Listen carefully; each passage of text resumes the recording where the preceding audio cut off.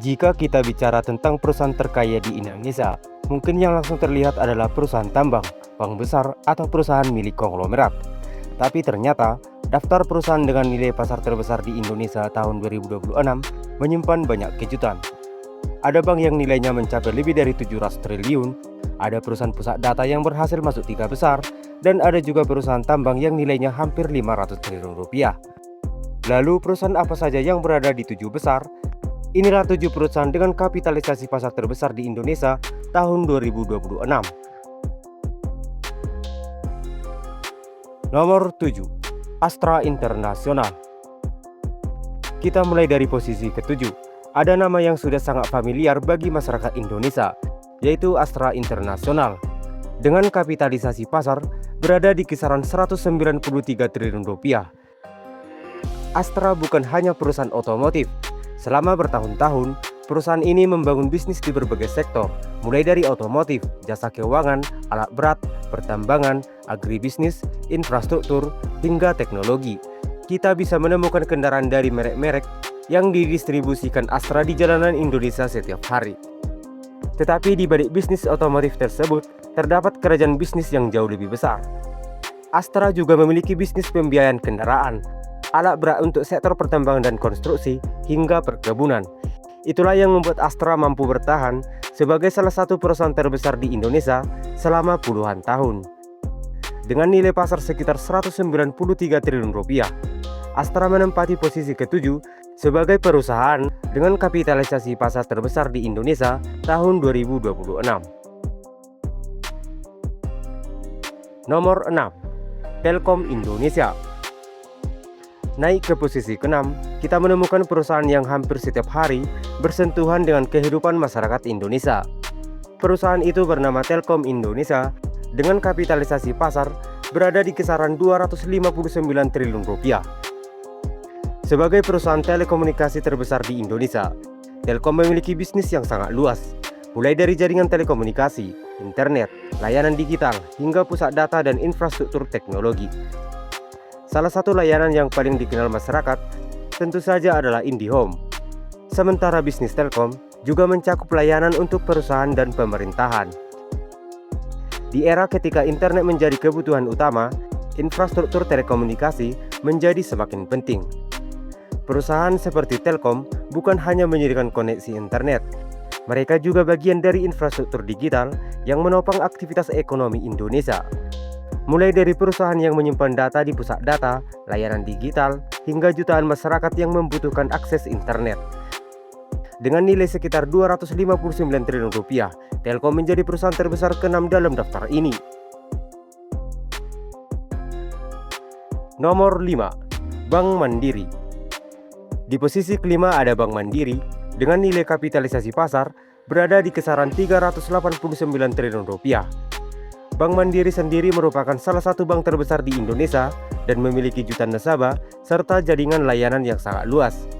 Bisnisnya tidak hanya berhubungan dengan nasabah individu, karena Bank Mandiri juga melayani perusahaan besar, bisnis kecil dan menengah, hingga berbagai proyek dan aktivitas ekonomi berskala besar.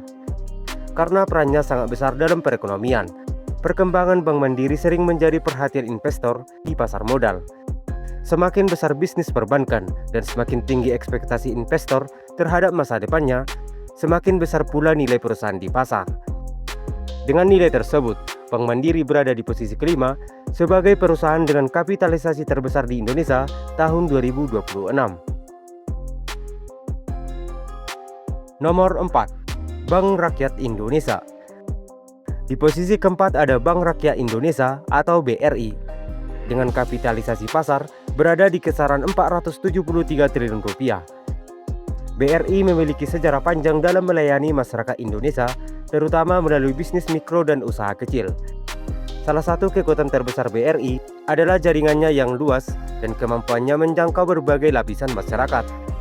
Mulai dari pedagang kecil, pelaku UMKM, hingga perusahaan besar, semuanya menjadi bagian dari ekosistem bisnis BRI.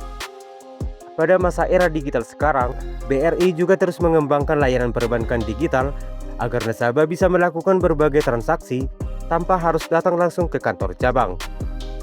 Besarnya basis nasabah dan luasnya bisnis membuat BRI menjadi salah satu perusahaan paling bernilai di Indonesia. Nomor 3. Bayan Resource. Inilah salah satu kejutan dalam daftar ini. Di posisi ketiga ada Bayan Resource dengan kapitalisasi pasar berada di kisaran 480 triliun rupiah. Bayan Resource merupakan perusahaan yang bergerak di sektor pertambangan batubara. Batubara masih menjadi salah satu komoditas penting bagi perekonomian Indonesia, terutama sebagai sumber energi dan komoditas ekspor. Yang membuat Bayan menarik adalah skala bisnis dan efisiensinya dalam menjalankan kegiatan pertambangan. Nilai perusahaan ini juga menunjukkan bagaimana sektor komoditas masih memiliki pengaruh besar terhadap pasar modal Indonesia. Namun harga saham perusahaan tambang sangat sensitif terhadap berbagai faktor, mulai dari harga komoditas dunia, permintaan global, kebijakan pemerintah, hingga kondisi ekonomi. Karena itu posisi perusahaan-perusahaan tambang dalam daftar ini dapat berubah cukup cepat. Dengan kapitalisasi sekitar 480 triliun rupiah, Bayan Resource berhasil menempati posisi ketiga sebagai perusahaan dengan kapitalisasi terbesar di Indonesia. Nomor 2. DCI Indonesia. Di posisi kedua ada DCI Indonesia dengan kapitalisasi pasar berada di kisaran 491 triliun rupiah. Angka ini sangat mengejutkan karena DCI Indonesia bergerak di bisnis yang mungkin tidak langsung terlihat oleh masyarakat biasa, yaitu pusat data atau data center. Lalu mengapa pusat data bisa memiliki nilai ratusan triliun rupiah? Karena hampir semua aktivitas digital membutuhkan pusat data. Ketika seorang menonton video, menggunakan media sosial, menyimpan file di cloud, menggunakan aplikasi perbankan, atau memanfaatkan kecerdasan buatan, semuanya membutuhkan infrastruktur digital. Dan semakin berkembangnya AI, kebutuhan terhadap pusat data dengan kapasitas besar juga semakin meningkat. Inilah yang membuat sektor data center menjadi salah satu industri yang sangat strategis. DCI Indonesia menjadi salah satu perusahaan yang mendapatkan keuntungan dari pertumbuhan kebutuhan infrastruktur digital tersebut. Nomor 1. Bank Sentral Asia.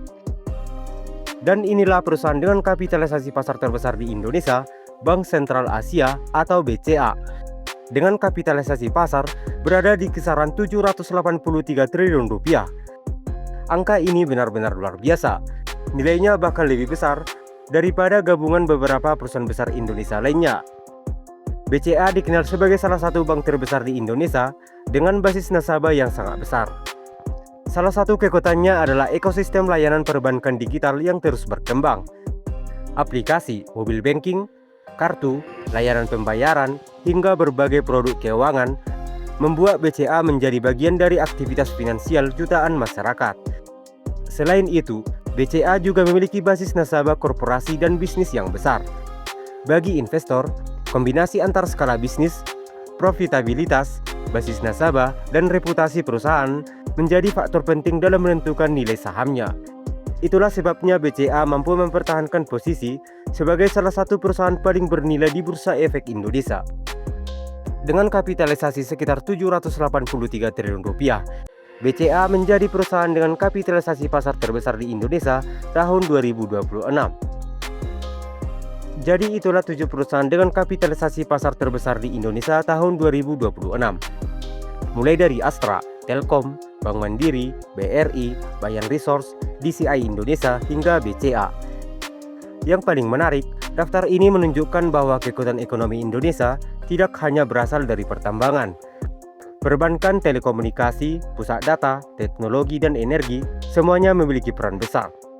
Dan perlu diingat, kapitalisasi pasar bisa berubah setiap hari karena mengikuti pergerakan harga saham. Kalau menurut kalian, perusahaan mana yang akan menjadi raksasa Indonesia berikutnya? Tulis pendapatmu di kolom komentar. Sekian video dari kami, jangan lupa like, share, dan subscribe. Terima kasih sudah menonton, sampai jumpa di pembahasan selanjutnya. Ayo dua.